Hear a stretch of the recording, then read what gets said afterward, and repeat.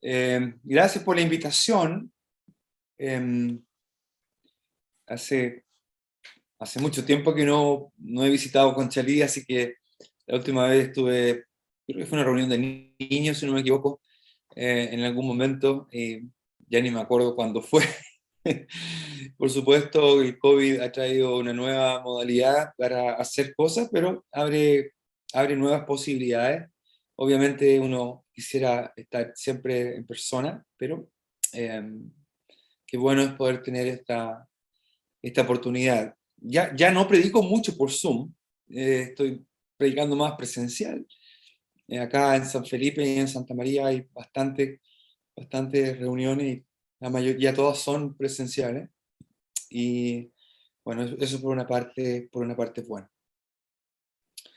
Quisiera en estas dos reuniones de ministerio que vamos a tener, leer con ustedes, voy a compartir con ustedes en el profeta Malaquías. El profeta Malaquías, que es el último de los llamados, de los mal llamados profetas menores. Aparentemente fue San Agustín el primero que acuñó este nombre de profetas menores, más que nada porque la extensión de sus escritos es sustantivamente menor que otros profetas como Isaías, Jeremías o Ezequiel. Sin embargo, estos 12 profetas también fueron en algún momento entendidos como un solo libro, y de hecho se incluyen en un solo rollo. Y en la literatura antigua, posterior al canon y antes del Nuevo Testamento, algunos se refieren a ellos como los 12. Así que técnicamente el nombre correcto debería ser los 12 en vez de los profetas menores, pero está bien, todos le llaman así. El hecho de que su mensaje sea corto en extensión no quiere decir que no sean importantes en su contenido.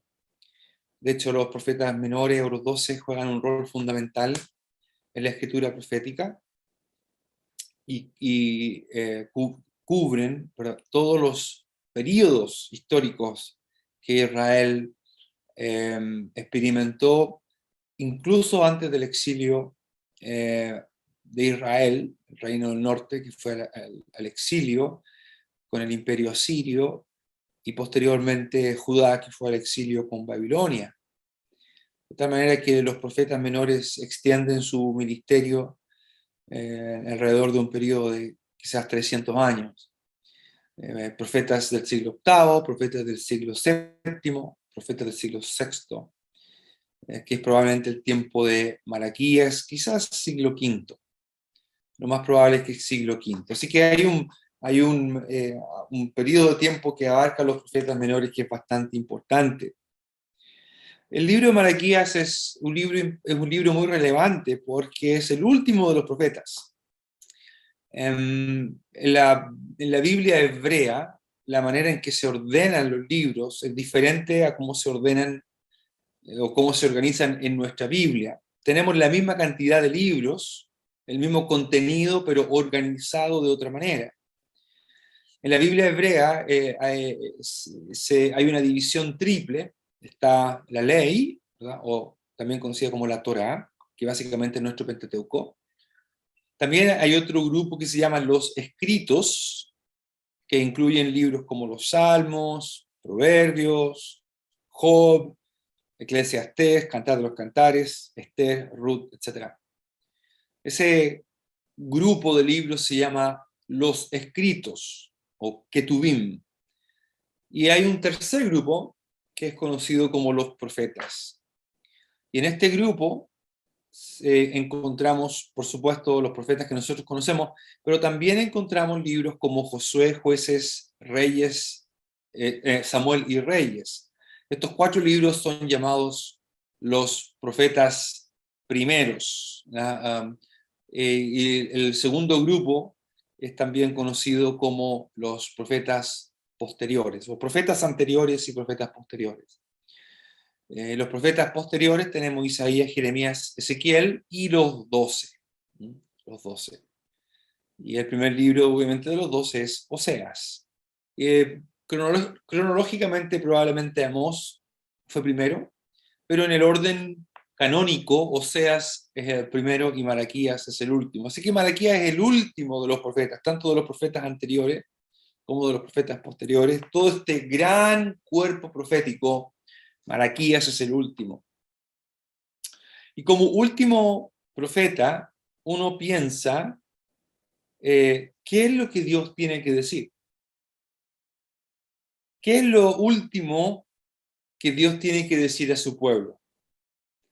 Generalmente las personas, y especialmente las personas importantes en la historia, muchas veces se les recuerda por sus últimas palabras, ¿no? ¿Cuáles fueron las últimas palabras de esta persona? Muchas veces esas palabras quedan registradas. En este caso, ¿qué es lo que el último profeta tiene que decir? ¿Qué es lo último que Dios va a transmitir? Recordemos que el profeta en la Biblia no es alguien que vaticina el futuro. No es esa su principal función.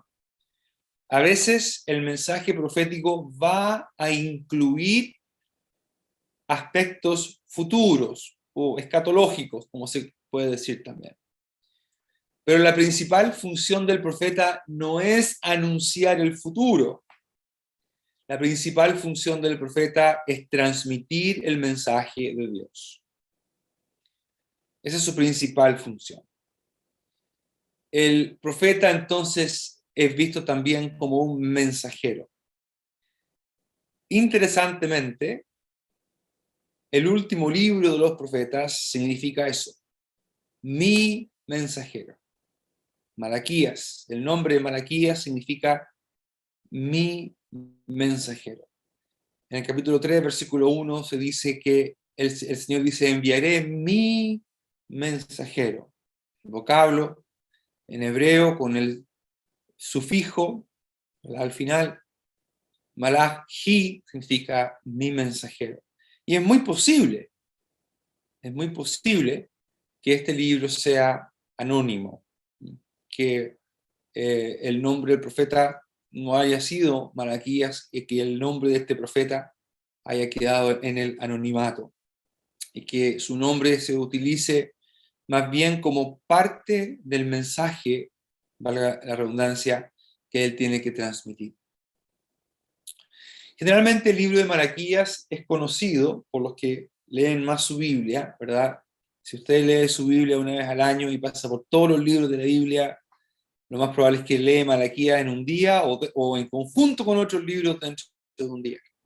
Entre las cosas más conocidas del libro de Malaquías está el hecho de que el Señor condena que se le traigan ofrendas defectuosas. Se le trae el animal cojo, el animal ciego, incluso el animal robado. En algún momento el Señor condena eso. También Malaquías es conocido y tristemente usado en algunos círculos donde se hace mucho hincapié en el diezmo, especialmente el pastor, haciendo hincapié en el diezmo, porque Malaquías, una de las cosas que el Señor condena a través de Malaquías es que ya no están trayendo el diezmo. Pero obviamente eso tiene que entenderse en su contexto, ¿verdad? Regla fundamental número 1 de la interpretación bíblica es el contexto.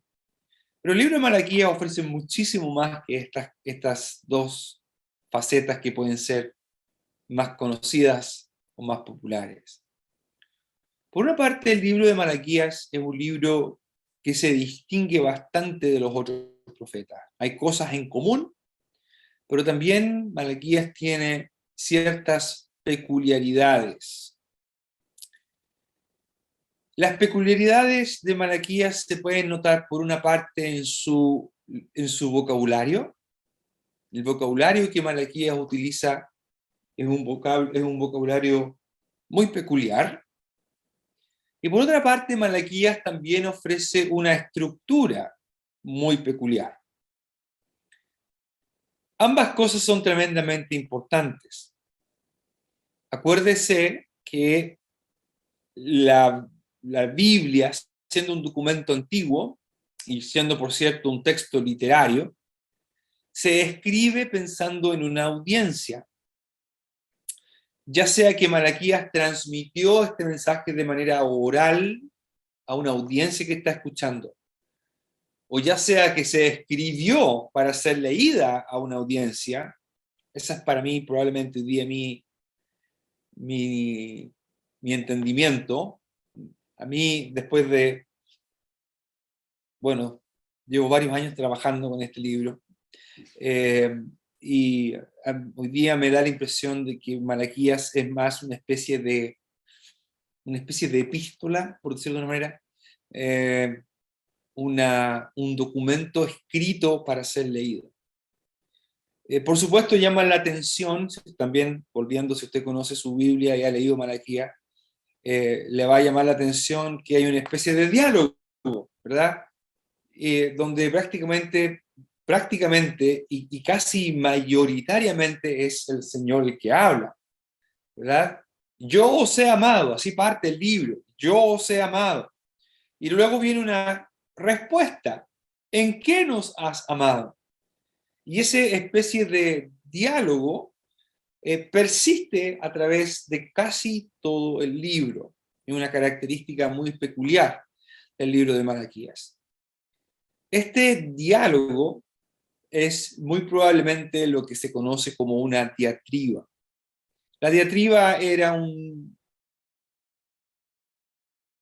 retórico, especialmente usado por los griegos, también por los romanos, los retóricos romanos y griegos, donde se establece una especie de conversación entre quien habla en primera persona y una audiencia que no necesariamente está presente. Lo que el apóstol Pablo hace cuando él está escribiendo su epístola a los romanos, él ocupa algo así como una diatriba.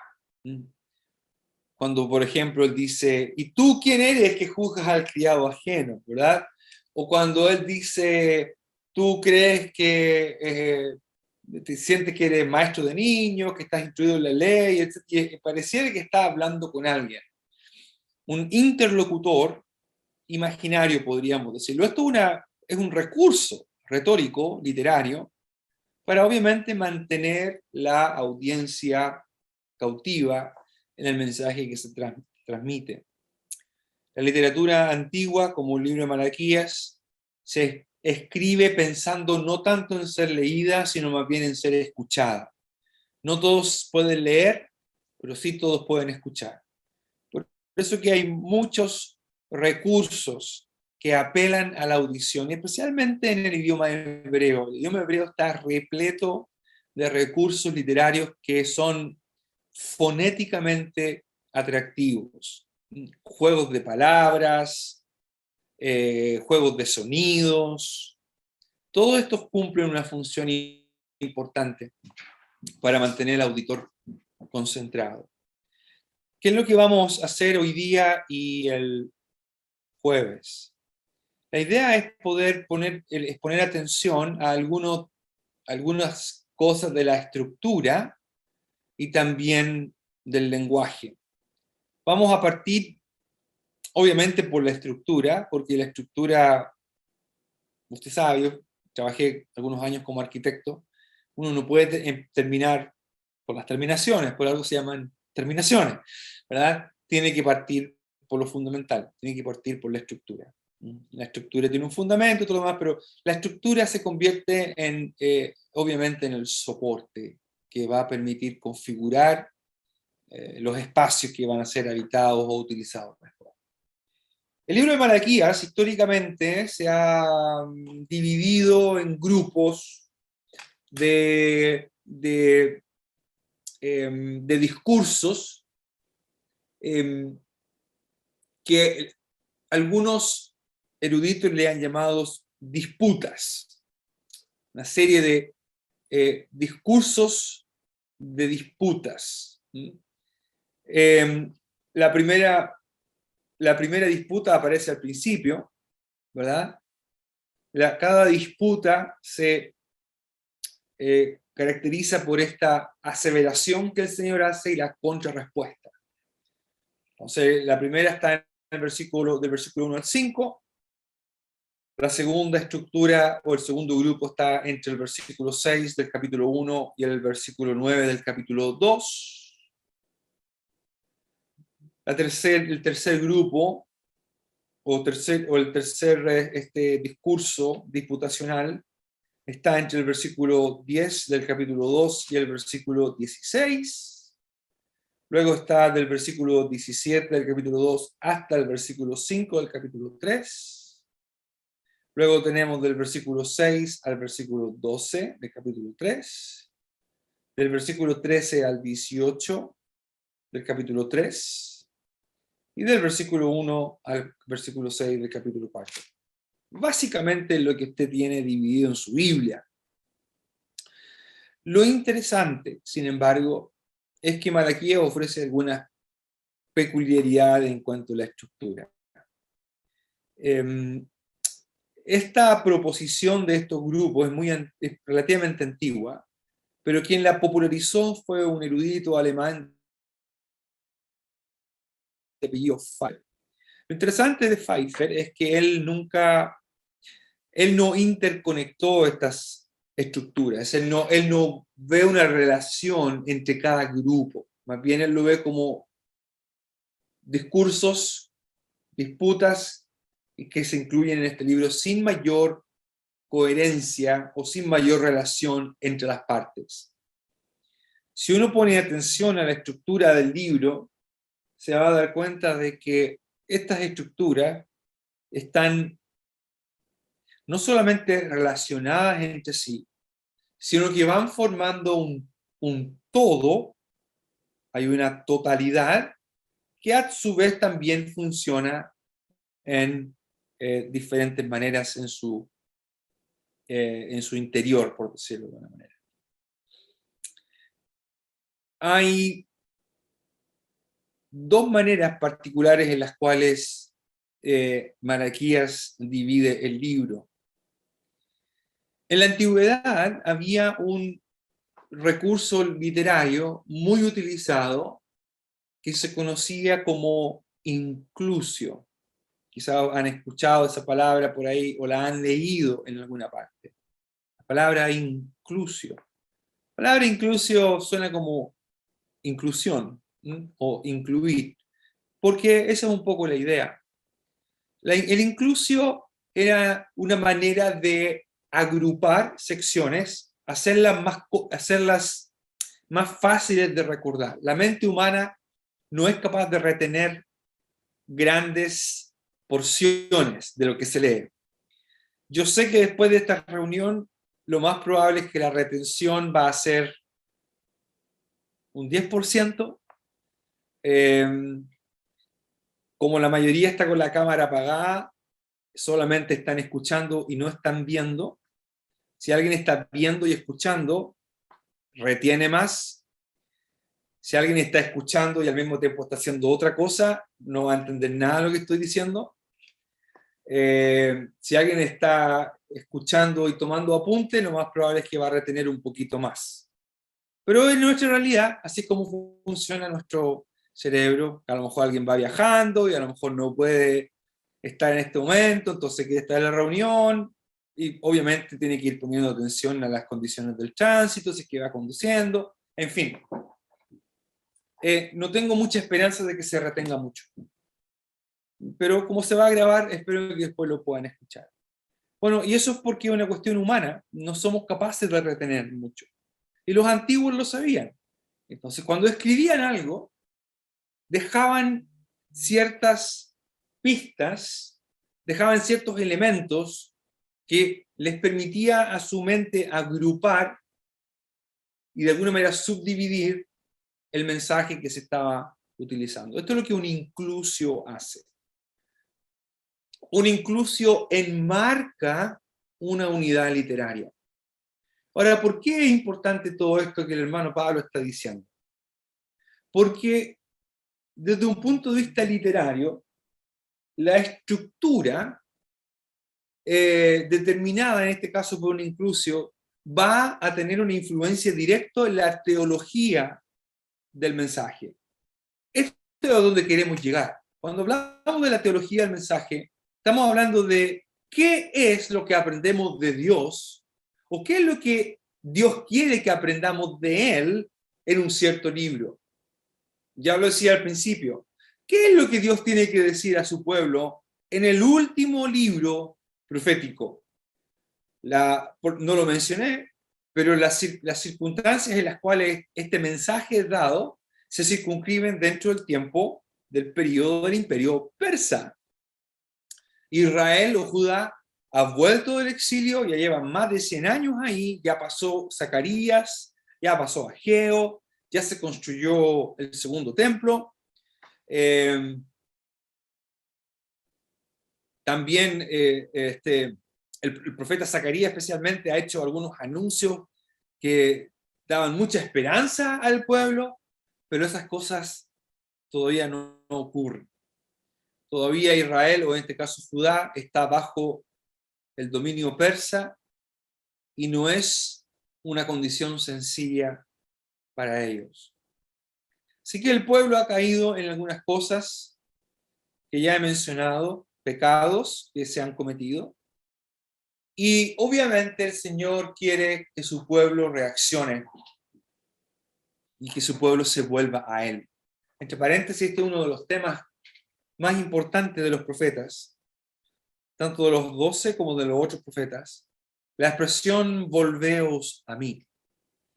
El profeta Oseas lo utiliza, el profeta Malaquías también lo ocupa en el capítulo 3, versículo 7. Volveos a mí y yo me volveré a vosotros.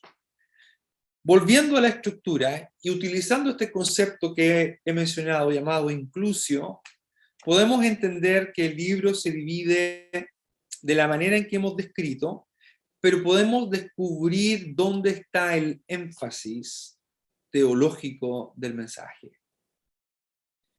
Vamos a ver primero 3 porciones que están divididas de esta manera.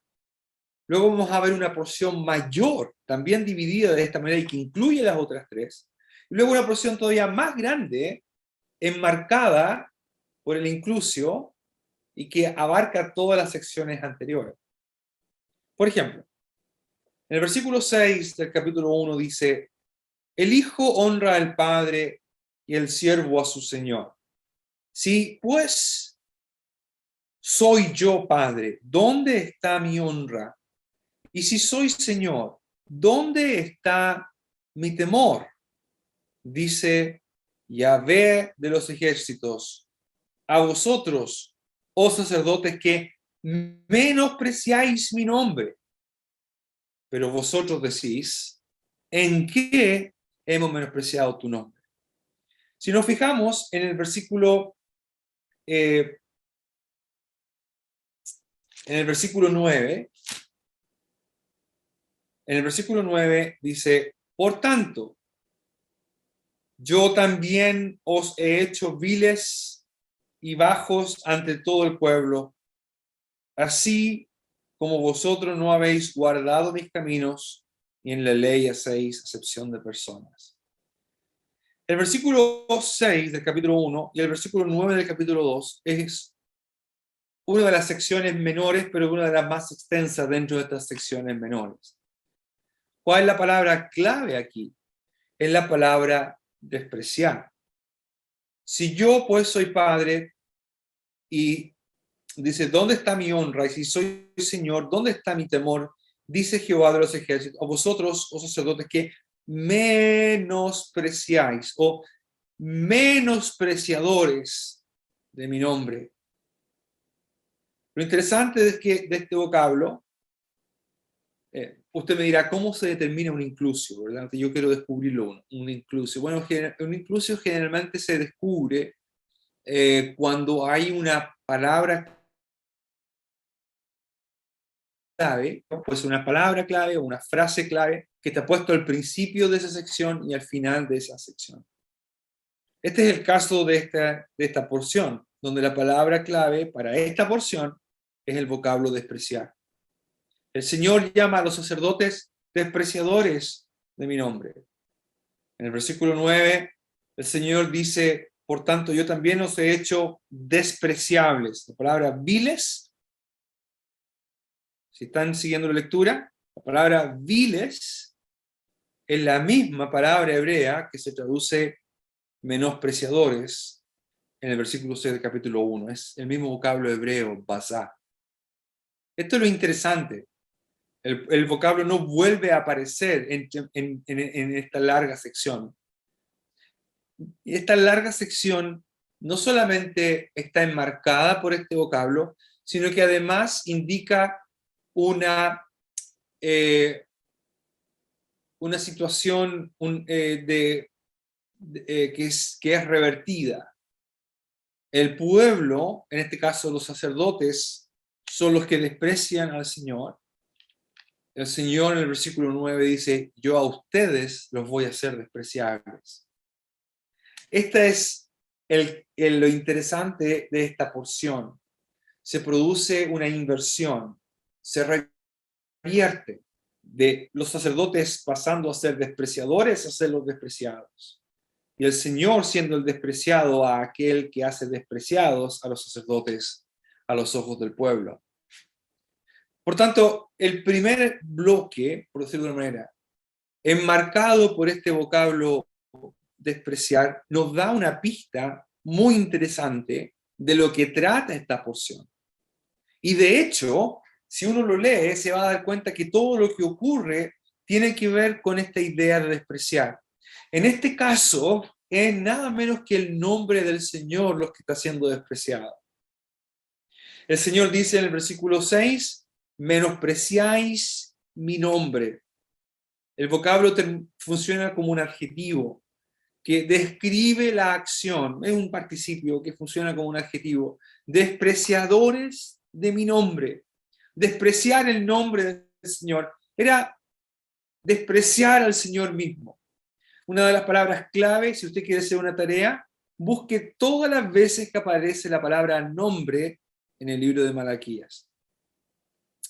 No ahora, hágalo después. No solamente eso, sino que a partir del versículo 6 se comienza a desarrollar esta idea de despreciar el nombre de Dios. La gente o los sacerdotes responden y dicen, ¿en qué hemos menospreciado tu nombre? Y el Señor les dice, en que ofrecéis sobre mi altar pan inmundo. Y dijisteis, ¿en qué te hemos deshonrado? Un vocablo muy fuerte aquí. El vocablo deshonrar más bien tiene que ver la palabra inmundo, ¿verdad? Ofrecéis sobre mi altar pan inmundo es la misma vocablo que aparece traducido como deshonrado, porque esa es la idea. La idea es hacer algo inmundo, desacralizar algo. Esta es la ofensa que ellos están cometiendo. Están despreciando el nombre de Dios al profanarlo, al hacerlo o tratarlo como algo común e inmundo. ¿Por qué hacen eso? ¿O cómo lo hacen? Al ofrecer animales defectuosos. Ellos llaman y piensan que la mesa del Señor, que la mesa, interesante esta frase, mesa de Yahvé, la utiliza Pablo en 1 Corintios, en la misma expresión, la mesa del Señor, en la Septuaginta. Y en el versículo 8 el Señor dice, cuando ofrecéis el animal ciego para el sacrificio, ¿no es malo? Asimismo, cuando ofrecéis el cojo o el enfermo, ¿no es malo? Preséntalo pues a tu príncipe. ¿Acaso se agradará de ti? ¿O le serás acepto? Dice Yahvé de los ejércitos. Ellos están despreciando el nombre de Dios. Y despreciar el nombre de Dios equivale a despreciarlo a él mismo. Cuando hablamos del nombre, hablamos mucho más que de identificación. Hablamos de la fama de alguien. Hablamos de todo lo que el nombre implica. Hablar del nombre de alguien es hablar de sus características, de sus capacidades, de sus logros, de sus triunfos. Hoy día, hasta el día de hoy, si alguien insulta a otra persona, esa persona va a ir y le va a demandar, y dice, usted está insultando mi nombre, está poniendo en jaque mi nombre, está cuestionando mi nombre, yo lo voy a demandar, porque lo que usted hace está mal. Despreciar el nombre del Señor es algo que es absolutamente impensado. Pero esto es lo que está ocurriendo en esta generación del imperio persa que volvió del exilio, que tienen un templo, pero que están o que han perdido algo. Realmente, cuando uno ve estos problemas, y vamos a ver ahora los otros dos problemas, porque el tiempo va avanzando muy rápido, pero vamos a ver que hay otros dos problemas. Realmente los tres problemas que se mencionan aquí tienen una misma raíz, es un mismo problema. Todos tienen algo en común. Del versículo 6 del capítulo 1 al versículo 9 del capítulo 2, el principal hincapié tiene que ver con despreciar al Señor por medio de lo que se le ofrece, por medio de la ofrenda que se le trae. Del versículo 1 al 9 del capítulo 2 es una especie de paréntesis dentro de la misma sección que se dirige con mayor precisión todavía, especialmente a los levitas. Y hay un lenguaje muy fuerte aquí, ¿verdad? Como por ejemplo el hecho de que el versículo 2 del capítulo 2, el Señor dice, si no decidís, bueno, el versículo 1, ahora pues sacerdotes, para vosotros es este mandamiento, si no oyereis y si no decidís de corazón dar gloria a mi nombre, ahí está, glorificar mi nombre, ese versículo 1 hace referencia al versículo 6 del capítulo 1. Entonces el Señor dice, si yo soy Padre, ¿dónde está mi honra? ¿Dónde está mi honor? ¿Dónde está mi gloria? El mismo vocablo, gloria, en la palabra hebrea, kavod. Y el versículo 2 del capítulo 2 dice, si no decidís de corazón dar gloria a mi nombre, ha dicho Yahvé de los ejércitos, aquí tengo otra tarea para usted.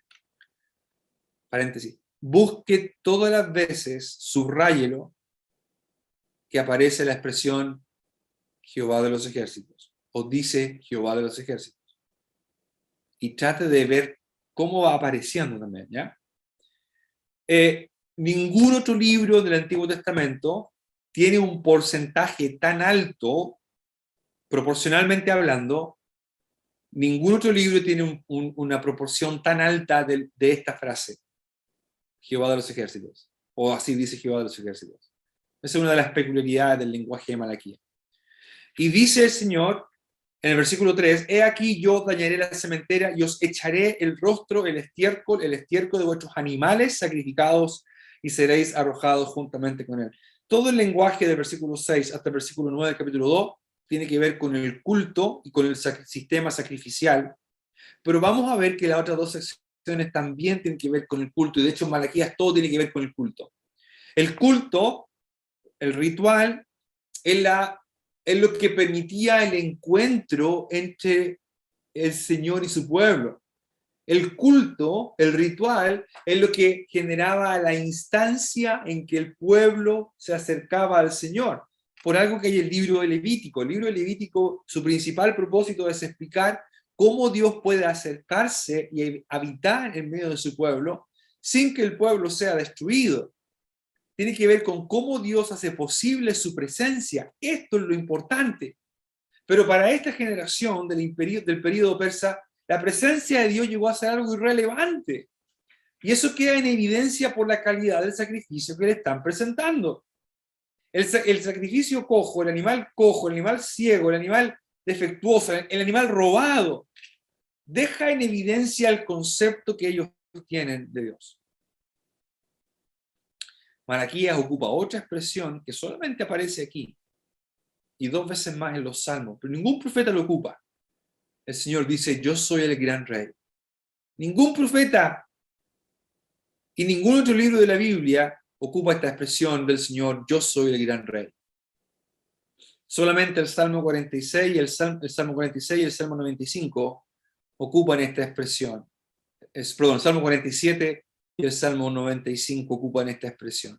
Salmo 48 aparece también la expresión gran rey, pero con diferente adjetivo, y aparece solamente ahí en todo el Antiguo Testamento. ¿Cuál es el segundo pecado? Que también está dentro de una porción enmarcada por inclusio. Está en el versículo 10 hasta el versículo 16. La palabra aquí es la palabra desleal. No tenemos todo un mismo Padre, no nos ha creado un mismo Dios, porque después nos portamos deslealmente el uno contra el otro, profanando el pacto de nuestros padres. Prevaricó Judá y en Israel se ha cometido abominación porque ha profanado el santuario de Yahvé, que él amó y se casó con la hija de un Dios extranjero. Jehová cortará de las tiendas de Jacob al hombre que hiciere esto, al que vela y al que responde y al que ofrece ofrenda y a Yahvé de los ejércitos. La palabra clave aquí, la palabra prevaricar o la palabra ser desleal, es la misma palabra. La misma palabra. No aparece en el versículo 12 ni en el versículo 13, pero sí aparece otra vez en el versículo 14, 15 y 16. En este caso el vocablo clave aparece varias veces, pero está ordenado de una manera muy particular que no lo vamos a ver ahora. Por la palabra clave que solamente aparece en esta porción es la palabra ser desleal o prevaricar. Ahora el pecado no solamente visto en términos de desprecio, sino también en términos de deslealtad. El pueblo es desleal hacia el Señor, pero esa deslealtad se está ahora viendo no solamente a nivel vertical, sino que también se está viendo a nivel horizontal. En el versículo 13, el profeta dice, y esta otra vez, realmente debería decir, y esta otra cosa ustedes hacen, cubren o llenan el altar de Yahvé con lágrimas, llanto, clamor, porque no hay quien mire más la ofrenda. No vamos a lidiar con las complejidades del texto hebreo aquí, pero debería decir algo así, porque no hay quien mire más vuestra ofrenda, ni la acepte con gusto de vuestra mano. Nadie más recibe su ofrenda. Versículo 14, mas diréis, ¿por qué? Porque Yahvé ha atestiguado entre ti y la mujer de tu juventud, contra la cual has sido desleal. Ahí está el vocablo otra vez. Desleal, prevaricar, es el mismo vocablo, siendo ella tu compañera y la mujer de tu pacto. Al final del 15, guardaos pues en vuestro espíritu y no seáis desleales con la mujer de su juventud. Ahí está el vocablo otra vez, desleal. Versículo 16, al final, guardaos pues en vuestro espíritu y no seáis desleales.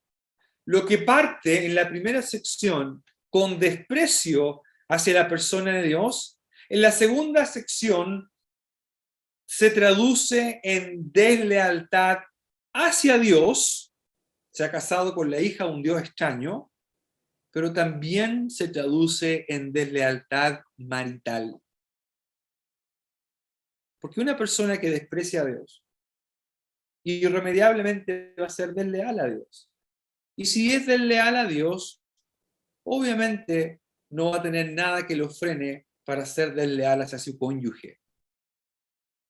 Noten las consecuencias. Esto es lo interesante de Malaquías. Lo que comienza como un pecado y una ofensa hacia Dios, como es todo pecado, comienza a ser descrito también en términos de sus consecuencias a nivel del prójimo. Y obviamente, el prójimo más cercano para un ser humano es su cónyuge. No hay otro cónyuge más cercano. Obviamente los que están casados, los que no están casados, su prójimo más cercano probablemente sean sus padres o sus hermanos. Pero para quienes estamos casados, nuestro prójimo más cercano no son nuestros hijos, es nuestro cónyuge. Y la primera relación que se ve afectada por el desprecio hacia el nombre de Dios y la deslealtad hacia Dios, lo primero que se ve afectado en términos de deslealtad es la relación marital. El tercer grupo de la estructura de Malaquía, no sé si los tengo conmigo o no, espero que estén conmigo todavía, Pero el tercer grupo de la estructura de Malaquías está entre el versículo 17 y el versículo 5. La palabra clave aquí es la palabra justicia. En el versículo 17 ellos dicen al final, ¿dónde está el Dios de justicia? El versículo 5 del capítulo 3 dice, y vendré a vosotros para juicio, y seré pronto testigo contra los hechiceros y adúlteros, contra los que juran mentira y los que defraudan en su salario al jornalero, a la viuda y al huérfano, y a los que hacen injusticia al extranjero, no teniendo temor de mí, dice Yahvé de los ejércitos.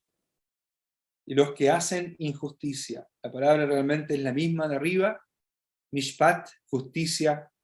Los que no hacen justicia. Esta es la palabra clave de esta sección. Y en esta sección vemos ya algo diferente. La sección parte con un pueblo cuestionando a Dios.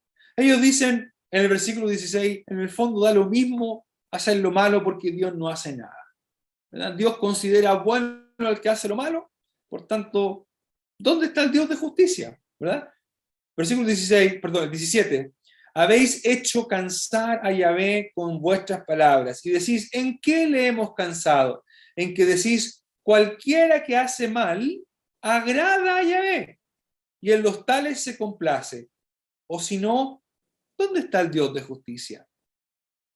El pecado de este pueblo sigue yendo bajo, parte con despreciar el nombre del Señor, continúa con deslealtad hacia el Señor y hacia el cónyuge, y obviamente eso se traduce en injusticia hacia el resto del prójimo. Se traduce en cuestionar que Dios intervenga. Bueno, si Dios no está, Dios no interviene, ¿dónde está el Dios de justicia? Es en ese contexto que aparece el anticipo de la venida del mensajero del Señor. He aquí yo envío el mensajero preparará el camino delante de mí, y vendrá súbitamente a su templo el Señor a quien vosotros buscáis, el ángel del pacto a quien vosotros deseáis. Versículo 1 del capítulo 3. El versículo 3 y el versículo 4, el lenguaje cúltico aparece otra vez. Y se sentará para afinar y limpiar la plata, porque limpiará a los hijos de Leví, los afinará como a oro y como a plata, y traerán a Yahvé ofrenda en justicia. No es la misma palabra que mencioné, esta es la otra palabra hebrea para hablar de justicia. Tzedaká. Versículo 4, y será grata a Yahvé la ofrenda de Judá y de Jerusalén. El jueves vamos a hablar de la peculiaridad del lenguaje. Una de las palabras muy peculiares de Malaquías es la palabra ofrenda. Pero lo interesante es que en esta sección, enmarcada por la idea de justicia, donde se cuestiona la justicia de Dios y donde Dios sí va a actuar en justicia, en el medio encontramos que Dios va a actuar purificando a los hijos de Leví para que puedan ofrecer una ofrenda que es aceptable a Él. Toda esta sección, del versículo 6 hasta el versículo 5 del capítulo 3, está enmarcada por una frase particular. Este es el inclusio mayor. Si se acuerdan de la explicación, hemos visto 3 secciones literarias enmarcadas por inclusio. Del versículo 6 del capítulo 1 al versículo 9 del capítulo 2, enmarcada por la palabra despreciar. Del versículo 10 al versículo 16 del capítulo 2, enmarcada por la palabra deslealtad. Y del versículo 17 al versículo 5, la tercera sección, enmarcada por el vocablo justicia. Pero estas 3 secciones están, voy a inventar una palabra, ensanguichadas, ¿ya? Este es como un sándwich, por esta frase, o por este conjunto de palabras: temor, reverencia, y el nombre o la expresión dice Jehová de los ejércitos. El versículo 6 dice, ¿dónde está mi temor? Dice Jehová de los ejércitos. Y en el versículo 5 del capítulo 3 dice, no teniendo temor de mí, dice Jehová de los ejércitos. Esta frase, esta construcción entre el vocablo temer y la expresión dice Jehová de los ejércitos es lo que enmarca estas tres secciones. ¿Por qué es importante esto?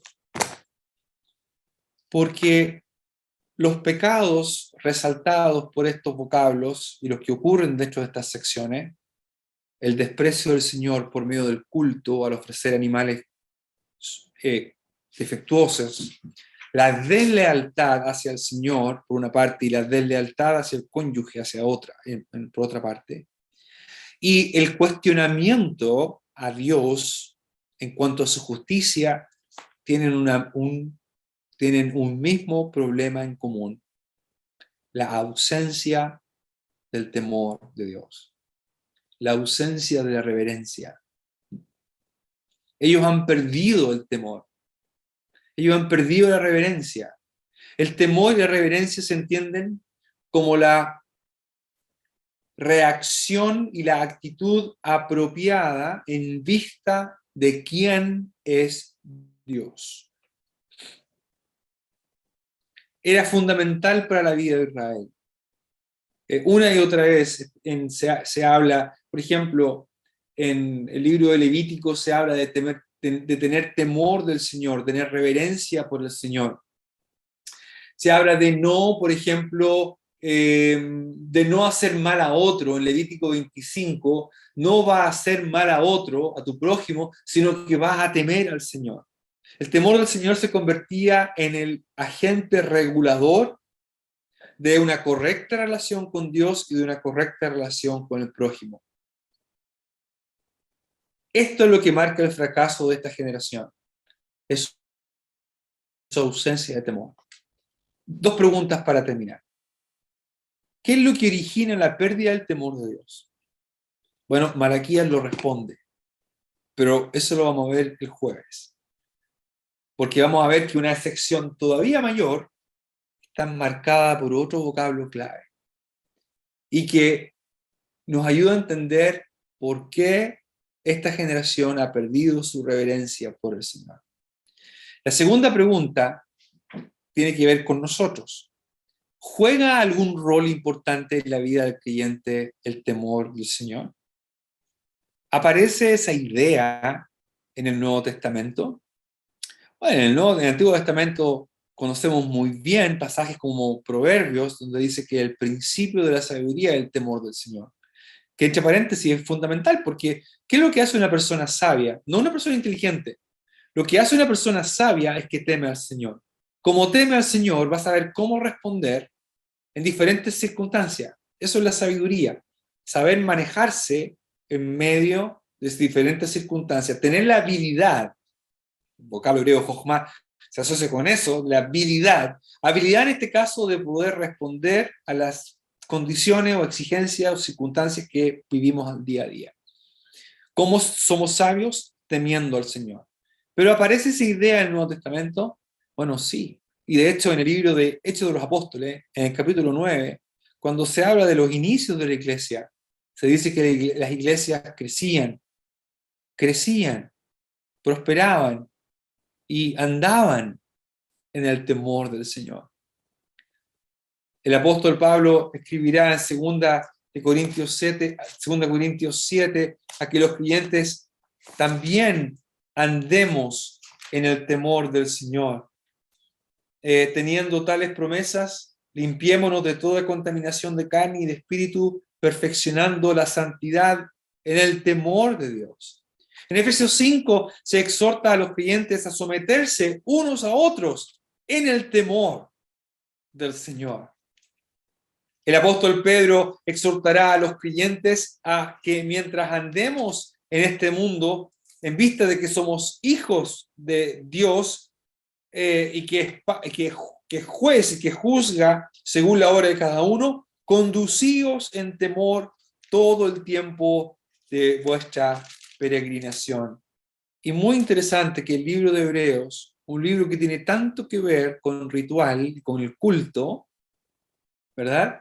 Al final el escritor dice, así que recibiendo nosotros un reino inconmovible, tengamos gratitud y mediante ella sirvamos a Dios agradándole con temor y reverencia.